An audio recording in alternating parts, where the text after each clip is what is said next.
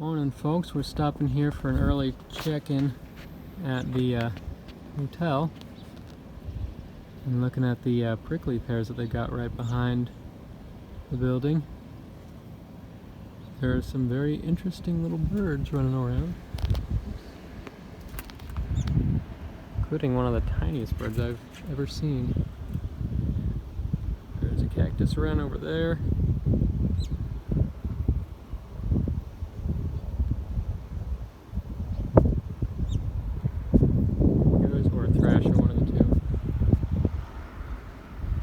Trying to see if I can catch the little tiny bird because they are incredibly small. There's one of them over there. There you are.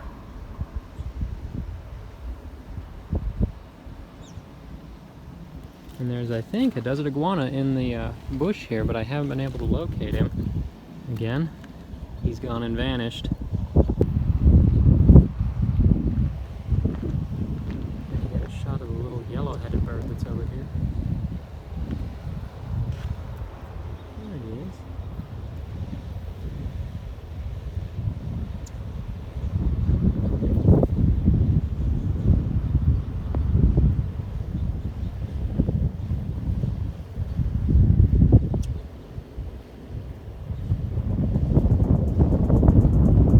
Other than the birds and some really pretty cacti though, that was just about all that there was moving out at that time. It wasn't quite as hot as it was down in Phoenix, but the Ajo Valley was still extremely warm, so I headed south to the one area that I knew would have water.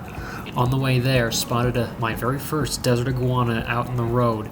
Did not manage to get videos of him before he dove into his hole, so this little shot of his head is all I managed to catch. Still fingers crossed that I can find one when I go back down there at some point and get a much better look at these guys because they are weird looking animals. True iguanas, but nothing like the green iguanas most people are familiar with.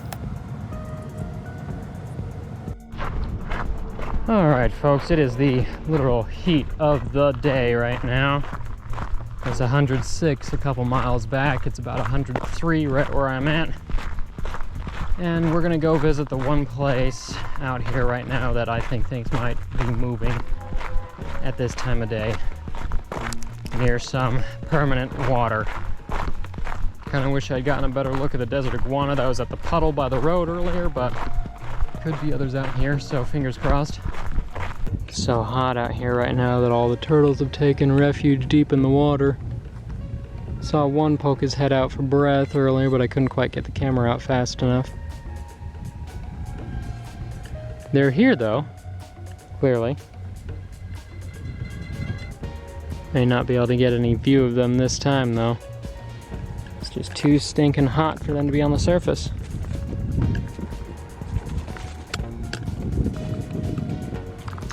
In fact, I don't even see any of the pupfish in here. So they might all be way deep at the moment.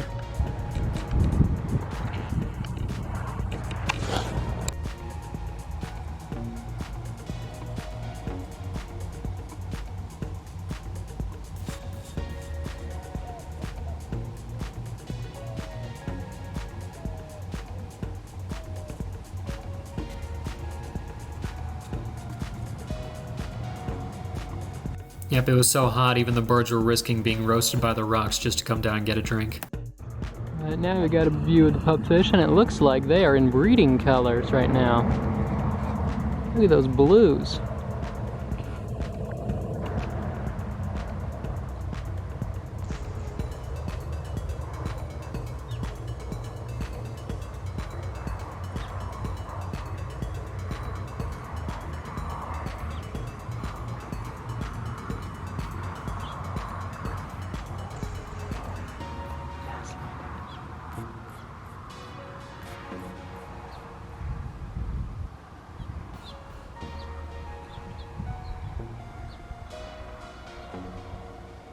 We got Harris hawks hunting.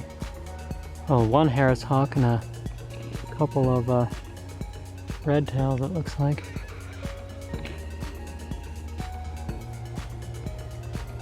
I don't know where they're heading to, but there they go.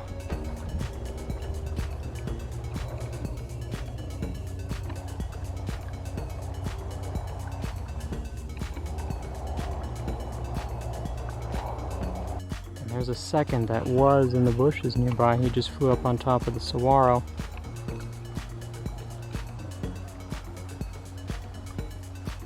Probably the hunting partner of the other one.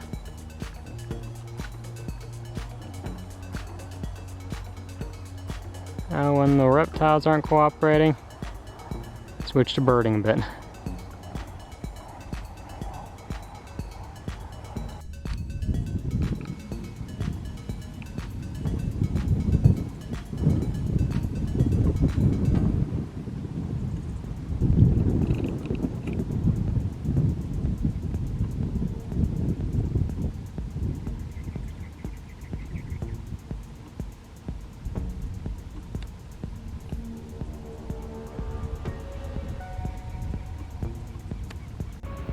It's that time of year, the organ pipe cacti are dropping fruits. Although not so much dropping as leaving them high and dry up there for things to pick at.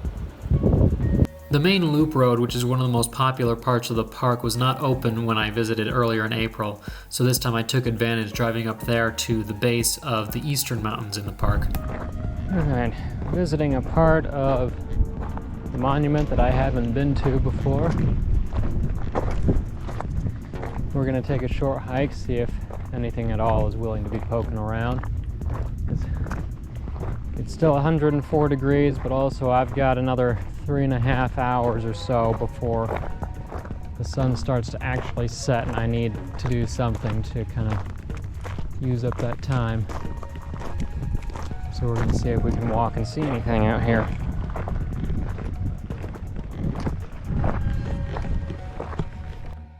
Among herpers, this part of the park is actually rather well known for some rather uncommon species, including the organ pipe shovel-nosed snake.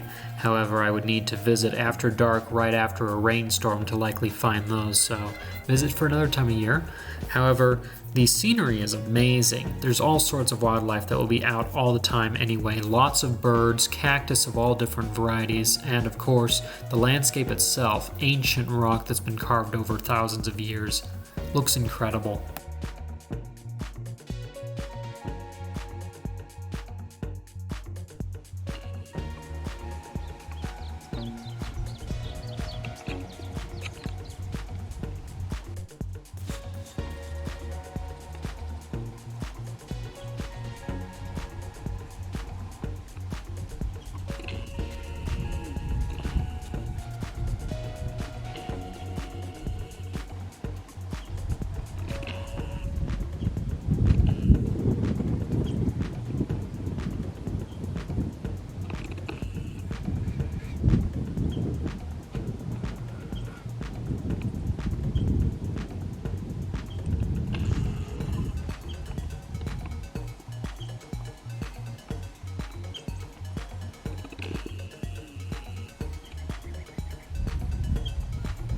And we are once again here with the lagomorphs, asking them to please get your butts off the road.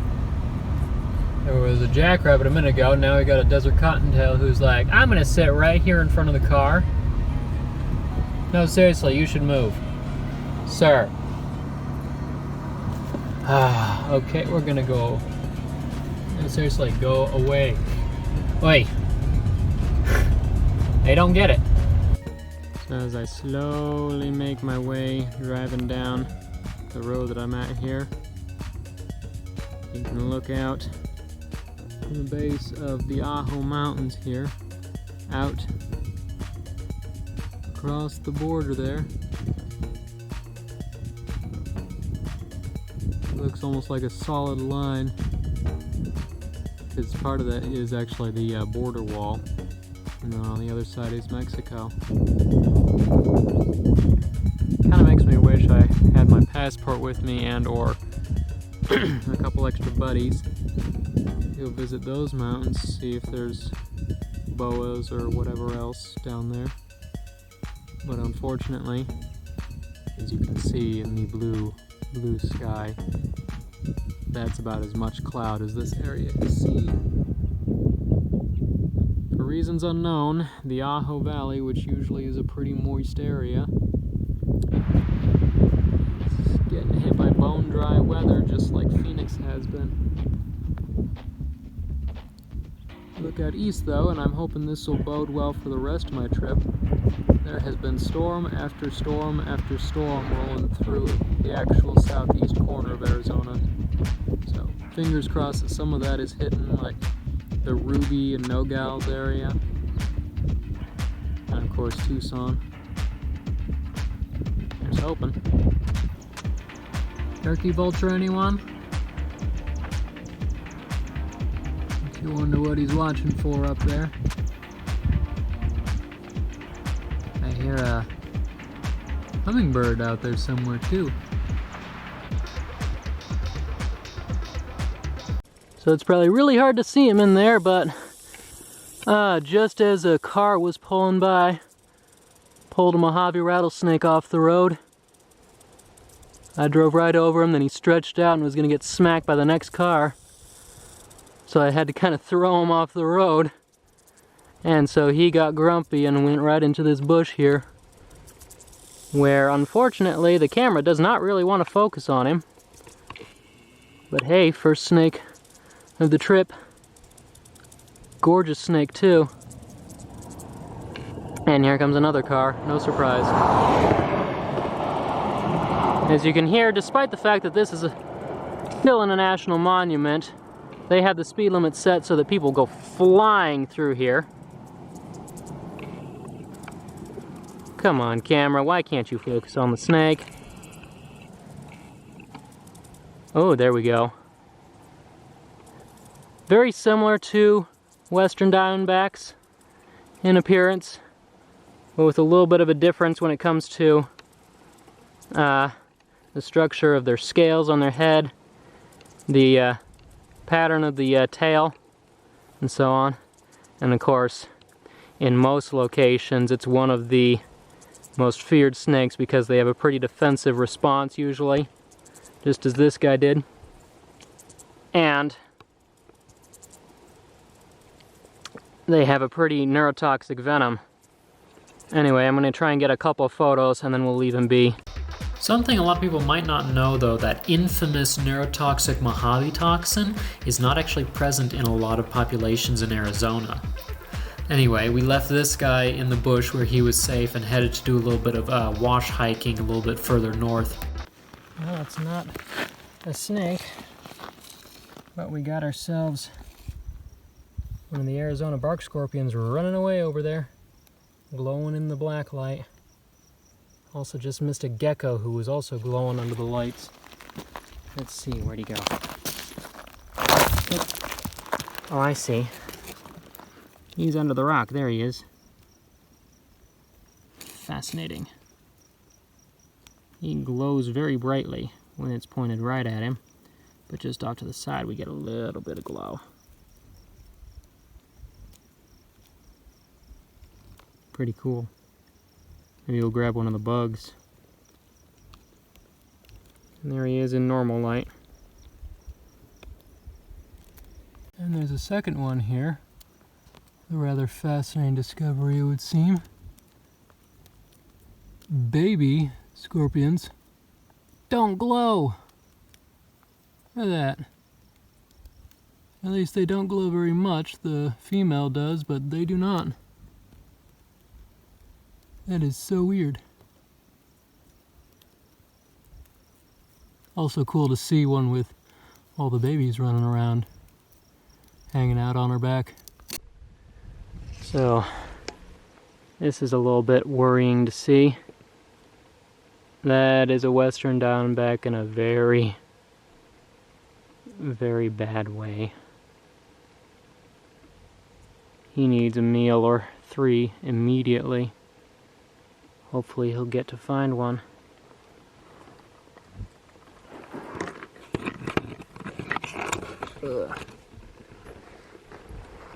While he's here though, there is something rather interesting about the diamondback. Actually about a lot of snakes. I'll see if I can get it to work on the camera here. They biofluoresce under UV light as well.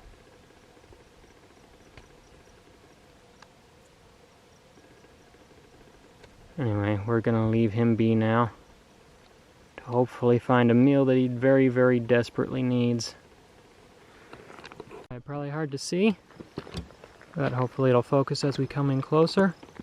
There's a second diamondback out on the crawl.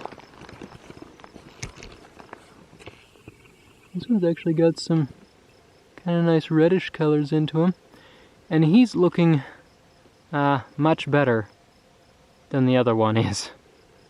Still a little on the skinny side, but at least alive looking. Probably the most common snake we'll see all trip long, and they're not found anywhere, or they're found everywhere basically that I will be, other than the high mountains. But they're still beautiful animals nonetheless.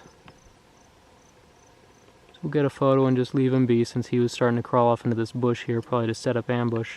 Over here, the Arizona giant desert hairy scorpion, who also glows pretty well. He's a couple of times bigger than the bark scorpions are. Significantly larger.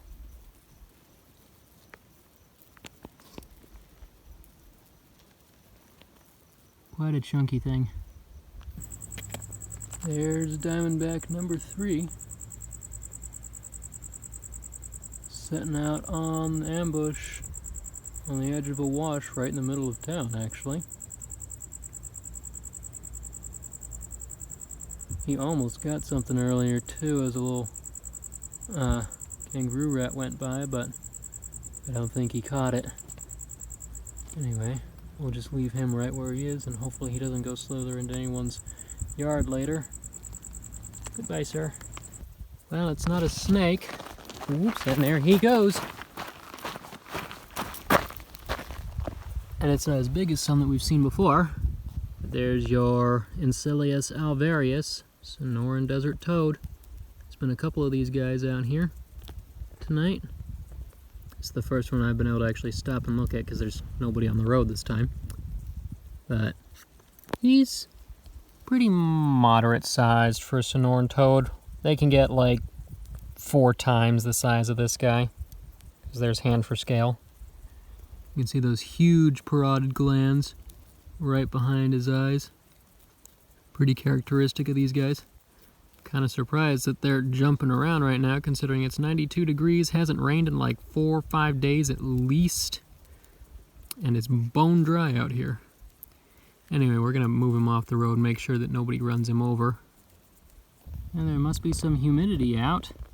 Stopped for a gecko who got away before I could get any video of him. And he's somewhere disappeared out here. And found one of these guys, the giant desert millipede. Harmless little guys, but cool to see.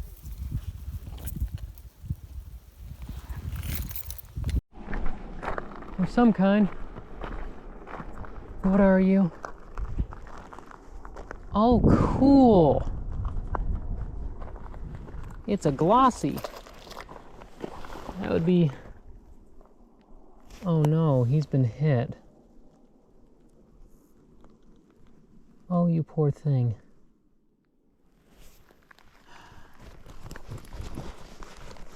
Alright. Case in point of why I hate people, other people on the roads, because this guy was just hit by one of the cars that just came by. He's still moving, but his back half is paralyzed. I really don't know that he'll make it. This would have been a new subspecies, the desert glossy snake down here.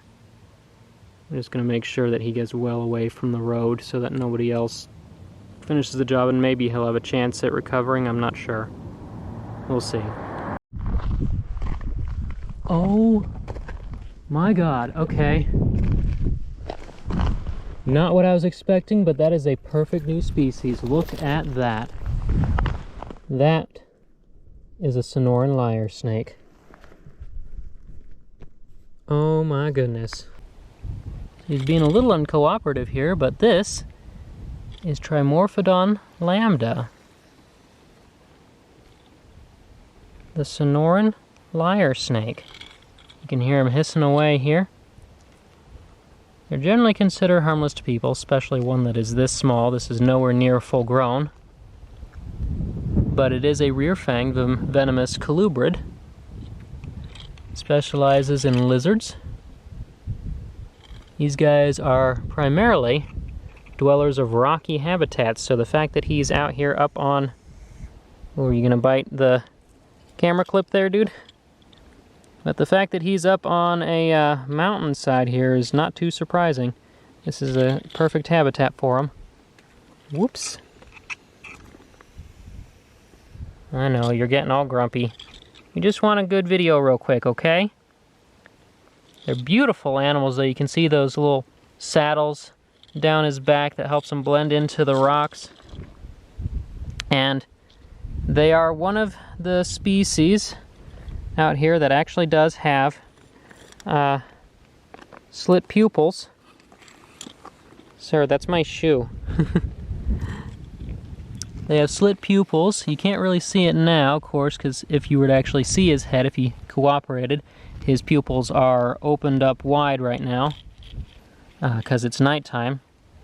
But that's how most of those elliptical pupil snakes work. It's an adaptation for being in the dark. During the daytime they close up, and then at night they open up to allow in as much light as possible. Anyway, since he's in a bit of a hurry, we'll just get a photo or two more and then put him out on his way. He's got my camera now. Hello, sir. Having seen my first one freshly run over just the month before in New Mexico, this was definitely a great turnaround to that. It's a species that is not commonly encountered because they are exclusively nocturnal, rocky side-dwelling animals, so they like very uneven terrain that's kind of hard to get into. They're gorgeous animals, and again, they are mildly rear-fang venomous, generally not going to be any sort of danger to a person, although best to avoid getting bit since it's not comfortable either. Your hand will itch, possibly burn for a few hours afterwards, and usually that's all that it is, unless you happen to be allergic, just like a bee sting. Alright, since he's had enough of me, we'll get him across over here and let him go on his way. That is such a beautiful animal. He's been buzzing his tail away a little bit too. Just look at that color. That's a pretty darn good find for tonight. And there he goes, down in a crack. So sadly, I have to say that the night ended actually with finding a rather freshly killed long-nosed snake run over. I suspect one of the authority figure vehicles around here too, considering that was the only car otherwise that I saw on that particular road. But with how hot and dry and just not great it is for reptiles in general out here, I have to say finishing off the night otherwise with a lyre snake was a pretty good way to go. Now the real target species for down here, things like the organ pipe shovel-nosed snake, the speckled rattlesnakes, the rosy boa. Haven't found those, so Ajo Valley, I'll see you again at some point. But tomorrow we are starting our trip truly eastward into areas that have been seeing actually a fair bit of rain in the past couple of weeks, so I'm hoping that that moisture will stick around and will allow the trip to be good. I'm really hoping actually that the storms I saw today were raining down there, and so once I get down there we'll see stuff moving around a lot. But until that video, if you enjoy seeing videos like this, educational materials, wildlife adventures, talking about the plants, do consider helping support the production of these videos at patreon.com/hcarlton. Members there do get exclusive benefits back. If you don't want to do a monthly subscription like that, you can always do one-time donations through Ko-fi or purchase things at my website, carltoncarnivores.com. Links for all that will be down below. If you visit my website, you can also access the blog and database there for more informational stuff. And if you can't support financially in any way like that, helping support this channel just through liking the videos, subscribing to the channel, sharing the videos, leaving comments. Attention helps a great deal, so make sure you do that. And if you'd like to see more photos, videos, little tidbits from me, you can always find me on social media, Instagram, TikTok, or Facebook at Carlton Carnivores. But until next time, I'm Hawken Carlton, and this is Carlton Carnivores.